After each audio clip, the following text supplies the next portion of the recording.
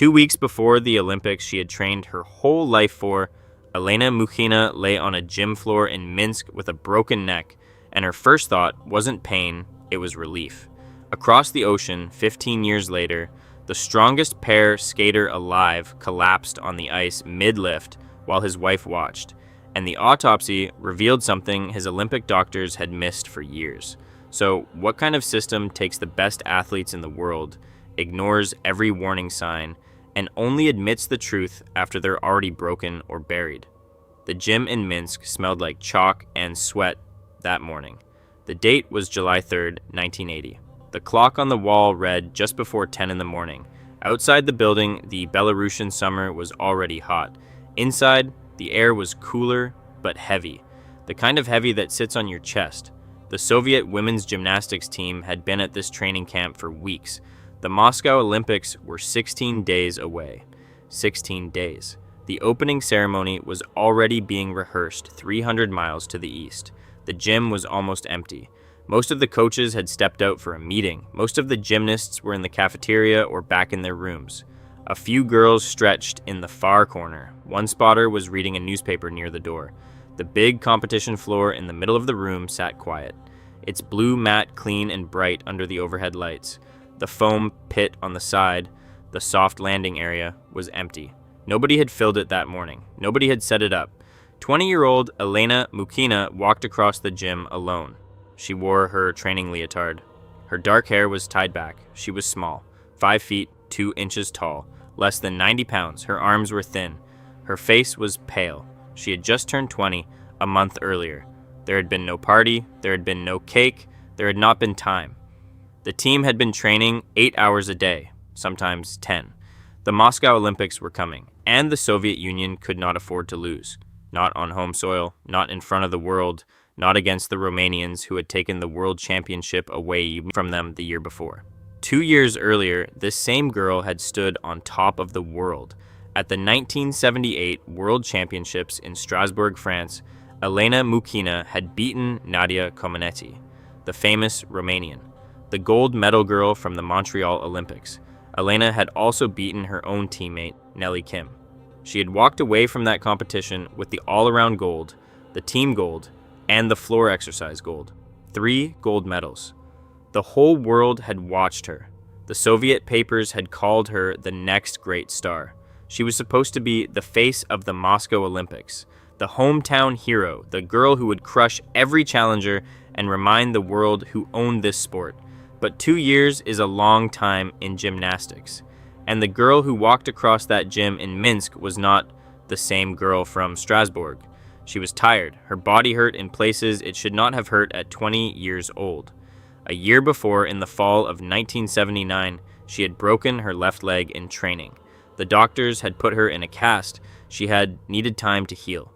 The Soviet team had given her almost none. The cast had been pulled off too soon. She had begged for more time. The coaches had said no. The Moscow Olympics were coming. There was no time. To lose the weight she had gained while injured, the team doctors had given her a pill. The pill was called furosemide. It was a diuretic. It pushed water out of her body fast. It also pushed out calcium. It made her bones thinner. It made her muscles weaker. She kept taking it anyway. Every gymnast on the Soviet team took it. That was just how it was done. Lose the weight, don't ask questions. Now she was here, in Minsk, with 16 days left.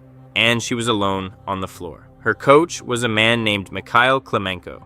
He was 40 years old. He had been a men's gymnast in his younger years. He had a background in psychology. That was important. That mattered. Klemenko knew how to work on a girl's mind the way another coach might work on her body. Elena had been an orphan since she was 6 years old. Her mother had died in a fire. Her father had walked away from the family. Her grandmother, Anna Ivanovna, had raised her. Klemenko had become the closest thing to a father Elena had left. He knew it. He used it. In her routine for the Olympics, Klemenko had placed a tumbling pass that almost no woman in the world would even try. It was called the Thomas Salto. It was named after an American gymnast, Kurt Thomas, who had invented it 2 years before. The move was a 1.5 backward flip with 1.5 twists, ending in a forward roll across the floor. The body had to spin 2 ways at once. The landing window was tiny. If the gymnast rotated too little, she landed on her chin. If she rotated too much, she landed on the back of her head. Either way, the head went down first. Either way, the neck took the hit. It was a man's skill. Men did it because men had stronger necks and shoulders. Most women would not even practice it. Elena had told Klemenko more than once that she was going to break her neck doing it. She had told him she did not feel safe. She had hurt herself doing it before in small ways. A pulled muscle, a bad landing. She had said the words out loud, "I am going to break my neck." He had laughed. "People like you," he had told her, "do not break their necks." She believed him. She had no choice. He was all she had. So that morning, with the foam pit empty and the gym almost empty, and the coaches in their meeting, and 16 days left until the Olympics, Elena Mukhina walked alone to the corner of the blue floor mat. She put her chalk-white feet on the line. She faced the long diagonal across the floor, and she got ready to run. Why did her own country tell the world she had fallen off the uneven bars? Why did her coach disappear from the building right after she fell? And why did it take more than a year for the Soviet Union to admit what had really happened to Elena Mukhina? She took 3 steps, then 4. Then she ran. Her bare feet slapped against the blue mat. Her arms pumped at her sides. The gym was so quiet that the only sound was her own breathing and the soft thud of her feet. The diagonal was 12 meters long. She covered it in less than 2 seconds. At the end of the run, she planted her hands and pushed off into the round-off. Her legs swung up and over, then the back handspring. Her hands hit the floor again. Then she was in the air for the Thomas Salto. For 1 second, she was beautiful again. The same girl from Strasbourg, the same girl who had beaten Nadia Comaneci. Her body was spinning backward and twisting at the same time. Her arms were tight against her chest. Her face was calm. Her eyes were closed. She had done this move 100 times before, 1,000 times.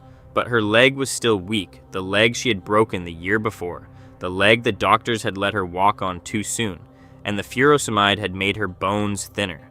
And she had been training 8 hours a day, and she was tired, and she was alone. She rotated too little, just a little, just by a few degrees. Her body did not finish the spin in time. Her chin came down first instead of her hands.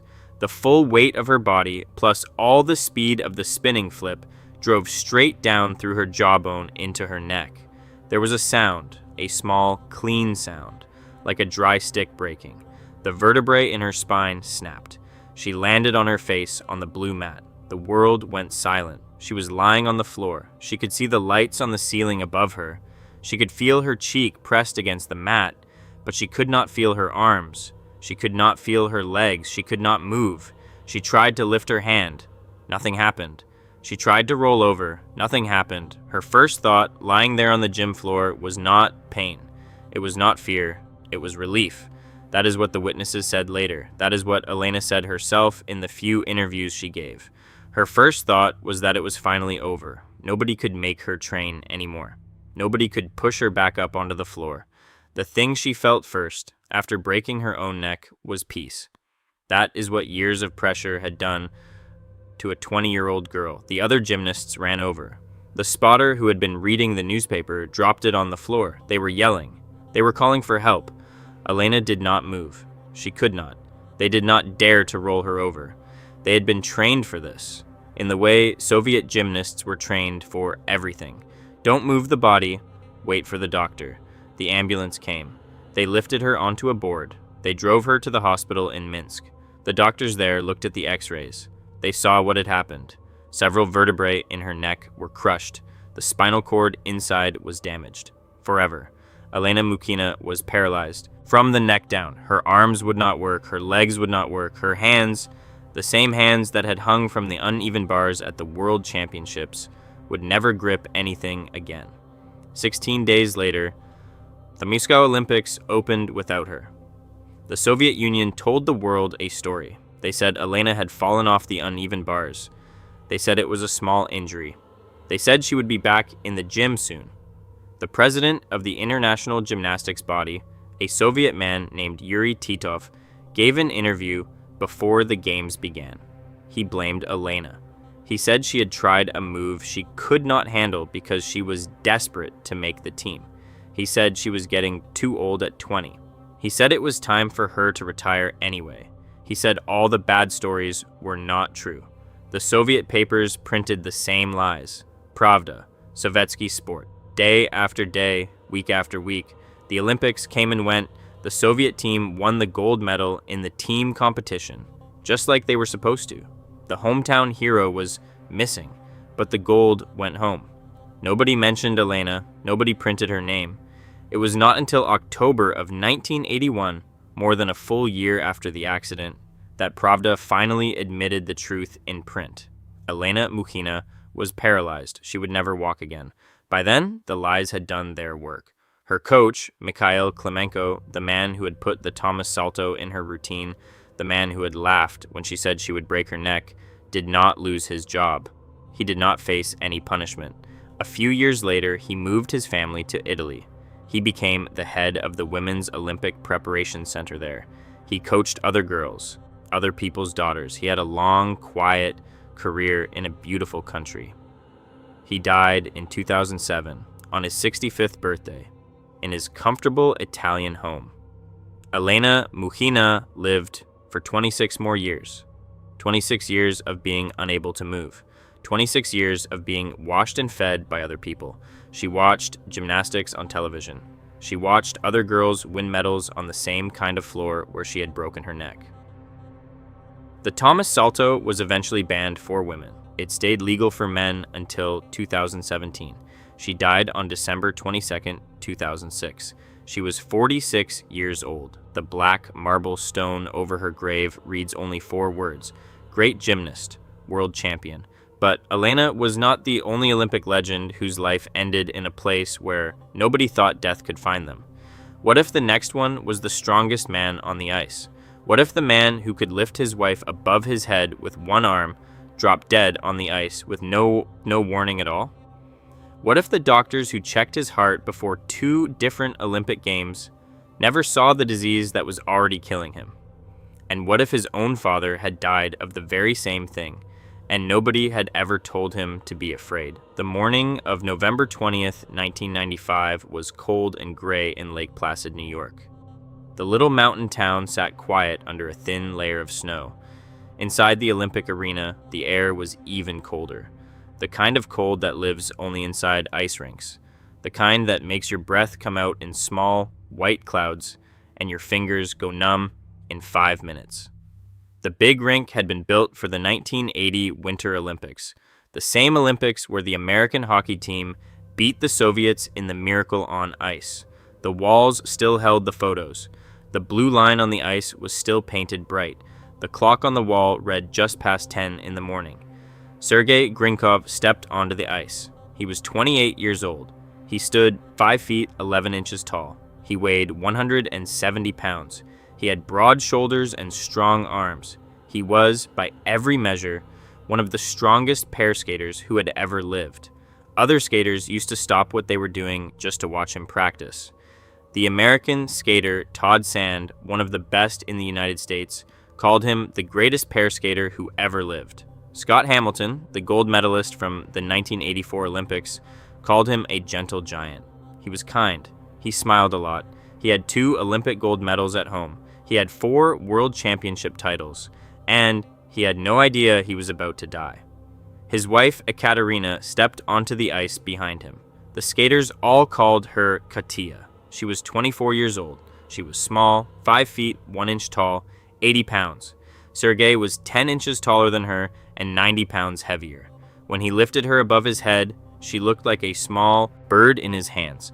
They had been skating together for 14 years. Half of Katia's life. They were the most famous figure skating couple in the world. The story of how Sergey and Katia got together was the kind of story that does not happen in real life. He had been 14 years old. She had been 10. A coach at the Central Red Army Skating Club in Moscow had paired them up in 1981. He was tall, she was small. He was supposed to lift her, throw her, catch her. They were supposed to be brother and sister on the ice, nothing more. They had won the World Junior Championship together when they were teenagers.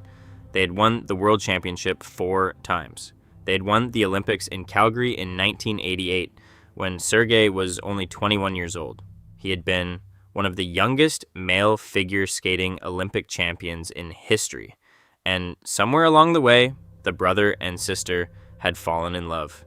They got married in April of 1991. They had 2 weddings because the Soviet Union did not recognize church weddings. They had a state wedding on April 20th and a Russian Orthodox church wedding 8 days later. Their daughter Daria was born the next year, on September 11th, 1992, in a hospital in New Jersey. The family settled into a quiet house in Simsbury, Connecticut. Sergey loved being a father. He loved his wife. He loved skating. By every account from every person who ever knew him, he was the kindest man in his sport. In 1994, the rules of figure skating changed. Professional skaters were allowed just one time to come back and compete in the Olympics. Sergey and Katya took the chance. They went to the Olympics in Lillehammer, Norway. They skated to Beethoven's Moonlight Sonata. They were almost perfect. They won their 2nd Olympic gold medal. They were the only reinstated professionals to win gold that year.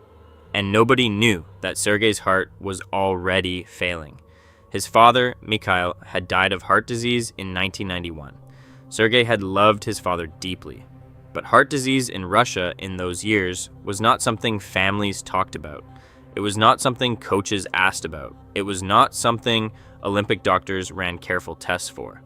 The Russian medical team had examined Sergey before the 1994 Olympics. They had found nothing wrong. Their tests, the kind of routine checks every Olympic team did, would not have caught what was hiding inside his chest. Sergey carried something his father had carried. Doctors would later call it the LA2 variant. Some would call it the Grinkov risk factor. It was a tiny flaw in his genes that made his coronary arteries close up far too early in life. Sergey's main artery was, by the end, almost completely blocked. The opening was the size of a pinhole. His heart was already too big. His blood pressure had been quietly climbing for years. He had been having pain in his back in the months before that morning. He had told a friend 2 weeks earlier that the back pain had finally gone away and he was happy to be skating again. Sometime during the night, between November 19th and November 20th, while he slept next to his wife in their hotel room, Sergey Grinkov had a small heart attack. He did not know it. Katya did not know it. He woke up the next morning. He drank his coffee. He drove to the rink with Katya. He laced up his skates. He stepped onto the cold, clean ice in Lake Placid. He had no idea his heart had only a few hours left to beat. They were running through their program. The music played softly through the rink speakers. Sergey skated up beside Katya for the lift. He bent his knees. He started to raise her over his head, the way he had done 1,000 times before. His arms came up halfway, then they came back down. He set her on the ice gently. He skated a few feet away on his own, slowly. Katya turned to look at him. He looked confused. He went down on one knee, then he lay down on the ice. His eyes were still open. His wife thought for 1 second that he was joking. He was not. The medics were on the ice within minutes. They tried to bring him back. The ambulance rushed him to Adirondack Medical Center. He was pronounced dead at 12:28 in the afternoon. He was 28 years old. His daughter was 3. His wife was 24. The autopsy the next day told the story. One of his main coronary arteries was almost completely closed. His heart was enlarged. He had high blood pressure. The doctor said only major heart surgery could have saved him, and only if anyone had ever known to look. In young men, he said, the first sign of the disease is often sudden death.